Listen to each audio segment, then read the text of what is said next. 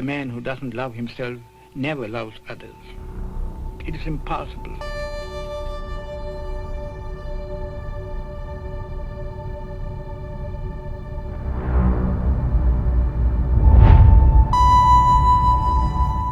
අයිබෝවන් සුබ දවසක් කියලා පිළිගන්නවා හිතවතුනි. අපේ රටේ පහළ වුණු ඉතාම සුවිශේෂී ඒ වගේම ධානලාභී උතුමෙක් තමයි අග්ගමහා පඬිත බලංගොඩ ආනන්ද මෛත්‍රී නාහිමියන්. උන්වහන්සේගේ අපවත් වීමෙන් පස්සේ උන්වහන්සේ ගැන තියෙන ගෞරවය අබමල් රේණුවකින්වත් අඩු වෙලා නැහැ. ඒකට හේතුව තමයි උන්වහන්සේ සතු අසිරිමත් මානසික ශක්තිය සහ අනාගතය දැකීමේ විශිෂ්ට හැකියාව.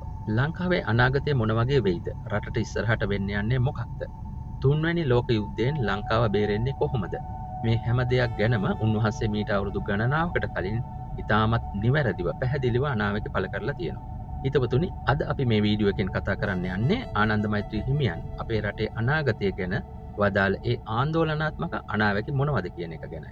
ඉතින් මම ආරාධනා කරනවා හිතවතුනි වීඩියෝ එක ඉවර වෙනකන් රැඳිලා ඉන්න අපිත් එක්ක.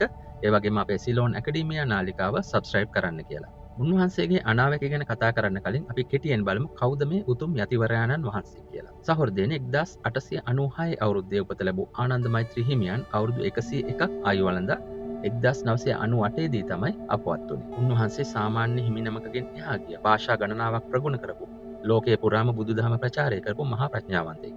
ඒ විතරක් නෙවෙයි, උන්වහන්සේ ඉන්දියාවේ නාඩි වාක්‍ය කලාව, ජ්‍යොතිෂය වගේම භාවනාව මගින් සිත දියුණු කිරීම ගැන ගැඹුරින් හදාarලා තිබුණා. ලංකාවේ බොහෝ දෙනෙක් විශ්වාස කරන්නේ උන්වහන්සේ මතු බුදු වන බෝධිසත්වෙක් කියලා. අන්න ඒ නිසාම උන්වහන්සේ රටේ අනාගතය ගැන කියපු දේවල් නිකන් කතා විදිහට නෙවෙයි මිනිස්සු පිළිගන්නේ. ඒවා ඉතාමත් ගැඹුරු සත්‍යතාවයක් තියෙන දේවල් විදිහට මිනිසුන් විශ්වාස කරනවා. ආනන්ද මෛත්‍රී හිමියන් මීට දශක කිහිපයකට කලින් ප්‍රකාශ කළා නිදහසෙන් පස්සේ ලංකාව පාලනය කරන නායකයන්ගේ වැරදි තීරණ නිසා රටේ ආර්ථිකය සහ සංස්කෘතිය සම්පූර්ණයෙන්ම කඩා වැටෙනවා කියලා. හැබැයි උන්වහන්සේ වදාළ විදිහටම රටේ මිනිසුන්ට තමන්ගේ මූලික අවශ්‍යතා පවා ඉටු කරගන්න බැරි තරමටම රට ආගාදයකට යන කාලයක් එනවා. මිනිසුන්ගේ ගුණධර්ම පිරිහිලා සල්ලි පස්සෙම දුවන සමාජයක් බිහි වෙන බව උන්වහන්සේ එදා කිව්වා. අද අපි අස්පනා පිටම දකින්නේ උන්වහන්සේ එදා වදාළ ඒ ආර්ථික සහ සමාජයේ බිඳවැටීම නේද? උන්වහන්සේ කියපු ඊළඟ වැදගත්ම අනාවැකිය තමයි ලෝක යුද්ධය ගැන කියපු කතාව. හිතවතුනි, ඉදිරියේදී ලෝක බලවතුන් අතර ඇතිවන දරුණු ගැටුම් සහ තුන්වන ලෝක යුද්ධයක් වැනි තත්ත්වයක් ගැන උන්වහන්සේ අනාවැකි පළ කරලා තියෙනවා. ඒ වගේම ඒ අතරේ උන්වහන්සේ ලංකාවට ලොකු සහනයක් ගෙන දෙන අනාවැකියකුත් කියලා තියෙනවා.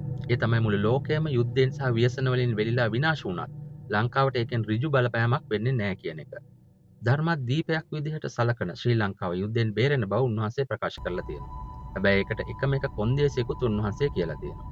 ඒ තමයි ලංකාවේ මිනිස්සු ගුණධර්ම වලින් පිරිපුන් දැහැමි පිරිසක් විය යුතුයි කියන එක. හැමදෑම ලංකාව මේ වගේ දුක් පීඩා වලින් යට වෙන්න අවශ්‍ය නැහැ. ආනන්ද මෛත්‍රී හිමියන්ගේ අනාවැකි වලට අනුව හිතවතුනි, රට උපරිමයෙන්ම පිරිහුණු කාලයකට පස්සේ රට නැවත ගොඩනගන්න පුළුවන් සුවිශේෂී දැහැමි නායකයෙක් රටට පහළ වෙනවලු. උන්වහන්සේ ඒ නායකයා ගැනත් කියලා තියෙනවා. ඒ නායකයා කිසිම බලලෝභීකමක් නැති, කිසිම පක්ෂයකට යටත් නැති, රටට සහ ආගමට ආදරය කරන කෙනෙක් බව උන්වහන්සේ වදාළා.